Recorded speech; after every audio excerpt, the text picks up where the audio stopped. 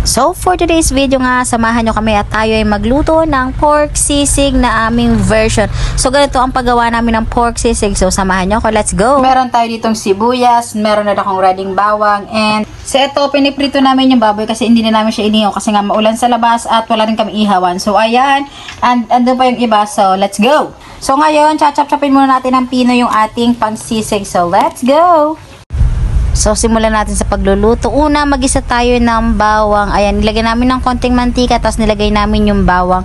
At dinagdagan namin ng margarine. Mas maraming bawang, mas masarap ang ating sisig. So, ayan, pagkalagay mo ng butter or margarine, kung ano man ang gusto nyo sabihin dyan. Ayan, imekos-mekos nyo hanggang sa maging golden brown yung ating bawang. So, wag niyong titigilan sa paghahalo yung bawang natin sapagkat mabilis masunog ang ating bawang. So, pag ganyan yung kulay niya, ayan, pwede na nating ilagay ang ating next ingredients, which is yung ating tinad na baboy. Ayan. So, ayan, ganyan yung pagkakahiwa namin, medyo maliliit lang. So, yung parte ng baboy na yan is yung part ng may tenga yan or ulo siya. Basta yung buong ulo ng baboy yun ang ginagawa namin sisig. So, ayan, halu-haluin natin. So, yan, yung apoy niyan is nasa mahinang apoy lang para hindi talaga masunog ang ating bawang at ang ating niluluto.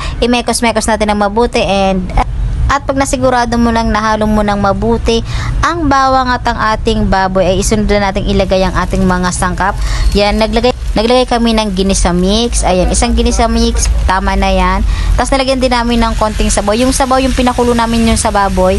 So ayan, para magkaroon siya ng konting sabaw at hindi dumikit doon sa kawali. Konti lang. Tapos yan, atay ng manok. Ayan, pampalasa, pampadagdag lasa yung atay ng manok dyan. So ayan, halu-haluin na natin. Mahinang apoy lang yan para hindi masunog ang ating niluluto. At pag nahalo mo na ng mabuti, ayan, lagyan natin siya ng Reno liver spread. O ayan, so naglagay kami dyan ng dalawa kasi mas marami, mas masarap, mas malasa ang ating sisig pag maraming liver spread o kaya atay ng manok. So ayun. So dahil nga wala kami masyadong nakuha ang atay ng manok, nagdagdag kami ng 2 lata ng liver spread. Yung maliit lang. At pagkatapos na ilagay yung liver spread, halu-haluin ulit natin hanggang sa mag-well combined yung ating karne tsaka liver spread. Yung lahat ng ingredients natin is magsamot-samot para mas masarap at pantay yung lasa. So ayan, make sure nyo na yung ginagad-gad yung ilalim kasi nga masusunog ka agad yan. At dito, ilagay na natin yung ating 1 kilong hiniwa-hiwa na sibuyas.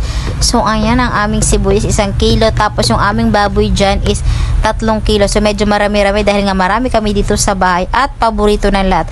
So, yan, nilagyan din namin yan ng paminta. Hindi ko na naisama. Konting asin. So, ayan, halu-haluin na natin. Kailangan nating mahalo ng mabuti yung sibuyas at yung baboy natin para talaga matawag natin siyang sisig. Kasi pag hindi mo hinalo na mabuti, hindi siya magiging patay. Sa kabilang part, marami yung baboy. Sa kabilang part is marami yung sibuyas. So, kailangan talagang ihalo ng mabuti. So, dito sa part na to, dinagdagan namin ng konting asin kasi medyo matabang pa. So, ayan. At halu-haluin ulit natin para talagang mag-well combine yung ating mga ingredients. At dahil nga luto na yung ating mga ingredients na yan, is mabilis na lang siya. So, slow fire. Tapos, hintayin natin na medyo maluto. And, yan na. Charan! Ready na ang ating sisig for today's ulam. So, yan ang ulam namin for today's video, guys. Thank you for watching. Enjoy!